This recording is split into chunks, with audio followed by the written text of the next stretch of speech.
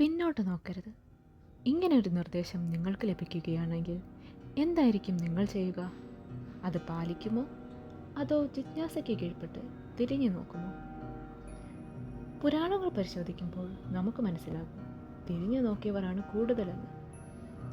അവയിൽ നമുക്ക് ഏറെ സുപരിചിതമായ കഥയാണ് ശ്രീ ശങ്കരാചാര്യരുടേത്. ദേവി സരസ്വതിയെ കേരളത്തിൽ കുടിയിരുത്താനായി ആഗ്രഹിച്ച ആചാര്യർ കുടജാദ്രിയിൽ തപസ് ആരംഭിച്ചു. അദ്ദേഹത്തിൻ്റെ തപസ്സിൽ തൃപ്തയായ മൂകാംബികാ ദേവി അദ്ദേഹത്തിന് മുന്നിൽ പ്രത്യക്ഷയായി. അദ്ദേഹത്തിൻ്റെ ആവശ്യം അംഗീകരിച്ച ദേവി ഒരു നിബന്ധന മാത്രം അറിയിച്ചു. ശങ്കരാചാര്യർ ദേവിക്ക് മാർഗം കാട്ടി മുന്നിൽ നടക്കണം. പിന്നിൽ അനുഗമിക്കുന്ന ദേവിയെ ഒരിക്കൽ പോലും തിരിഞ്ഞു നോക്കാൻ പാടില്ല.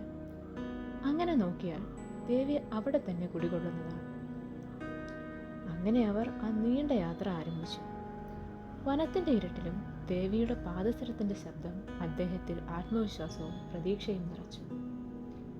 എന്നാൽ ഒരു ഘട്ടത്തിൽ ആ ചിലും ശബ്ദം നിലച്ചു.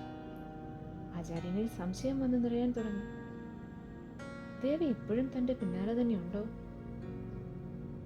ആ ചിന്ത ശക്തി പ്രാപിച്ചപ്പോൾ ഒടുവിൽ അദ്ദേഹം തിരിഞ്ഞു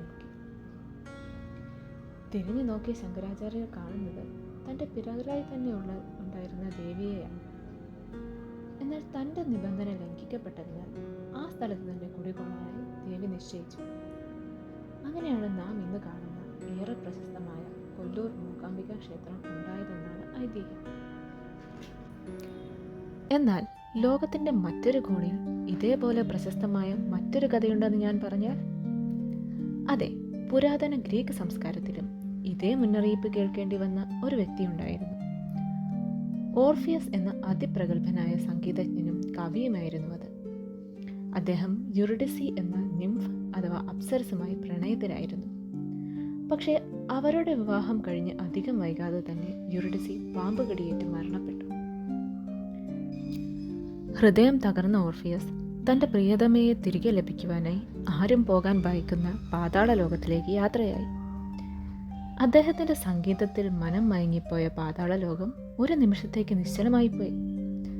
സംതൃപ്തരായ ഹേഡിസും ഭാര്യ പെർസിഫണിയും ഓർഫിയസിൻ്റെ ഒപ്പം യുറിഡിസിയെ അയക്കാൻ സമ്മതിച്ചു. എന്നാൽ ഒരു നിബന്ധനയുണ്ടായിരുന്നു.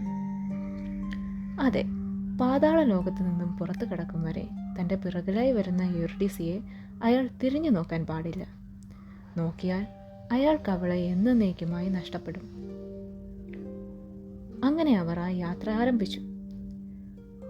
ഒരു ചെറു കാൽപെരുമാറ്റം മാത്രമായിരുന്നു അയാൾക്ക് യുറിഡിസി തൻ്റെ പുറകിലായി തന്നെയുണ്ട് എന്നതിനുള്ള സൂചന. അത് നിലച്ചപ്പോൾ പക്ഷേ സംശയം അയാളിൽ വന്ന് മൂടി. തിരിഞ്ഞു നോക്കാൻ മനസ്സ് അയാളോട് മന്ത്രിച്ചു കൊണ്ടേയിരുന്നു. ഒടുവിൽ ഭൂമിയിലെ ആദ്യ പ്രകാശം ദൃശ്യമാകുന്നതിന് തൊട്ടു മുമ്പായി പ്രലോഭനത്തിന് കീഴ്പ്പെട്ട് അയാൾ തിരിഞ്ഞു നോക്കി. തൻ്റെ മുമ്പിൽ മാഞ്ഞു പോകുന്ന യുറിഡിസിയുടെ രൂപമായിരുന്നു അയാൾ കണ്ടത്. അങ്ങനെ അയാൾക്ക് തൻ്റെ പാതിയെ എന്നേക്കുമായി നഷ്ടമായി. ഇനി ജാപ്പനീസ് പുരാണം നോക്കിയാൽ അവിടെയും കാണാം നിബന്ധനകളും അവയുടെ ലംഘനവും. ഇസനാഗിയും ഇസനാമിയും ജപ്പാനിലെ ഷിൻഡോ മതത്തിലെ പ്രമുഖ ദൈവങ്ങളാണവർ. ജാപ്പനീസ് ദ്വീപുകൾ സൃഷ്ടിച്ചത് തന്നെ അവരാണെന്നാണ് വിശ്വാസം. ഇസനാമിയെ മരണലോകത്ത് നിന്ന് തിരികെ കൊണ്ടുവരാൻ ശ്രമിച്ച ഇസനാഗിയും കേൾക്കേണ്ടി വന്നത് സമാനമായ വാക്കുകളായിരുന്നു. പക്ഷേ ഇസനാഗിയും നിബന്ധന ലംഘിച്ചു. അതോടെയാണ് ജീവിതവും മരണവും തമ്മിലുള്ള അതിർത്തി വേർപെട്ടതെന്നാണ് ജാപ്പനീസ് വിശ്വാസം. ബൈബിളിൽ ഉൽപ്പത്തി പുസ്തകത്തിൽ സൊദോം നഗരം നശിക്കുമ്പോൾ ലോത്തിനോടും കുടുംബത്തോടും ദൈവത്തിൻ്റെ മാലാഖമാർ പറഞ്ഞതും തിരിഞ്ഞു നോക്കാതെ ഓടി രക്ഷപ്പെടാനാണ്. എന്നാൽ ആ വാക്കുകൾ അവഗണിച്ച ലോത്തിൻ്റെ ഭാര്യ തൽക്ഷണം ഉപ്പുകൊണ്ടുള്ള ശിലയായി മാറി. ലോകത്തിൻ്റെ പല ഭാഗങ്ങളിലുള്ള പുരാണങ്ങൾ, എന്നാൽ അവയിൽ പറഞ്ഞിട്ടുള്ളതോ ഒരേ കാര്യം. അപ്പോൾ ആ വാക്കുകൾക്ക് മനുഷ്യരാശിയോട് തന്നെ എന്തോ ഓർമ്മിപ്പിക്കാനില്ലേ? ആ വാക്കുകൾക്ക് പിന്നിലെ അർത്ഥം നമ്മൾ നന്നായി ചിന്തിച്ച് മനസ്സിലാക്കിയെടുക്കേണ്ടതില്ലേ? ചിന്തിച്ചു നോക്കൂ.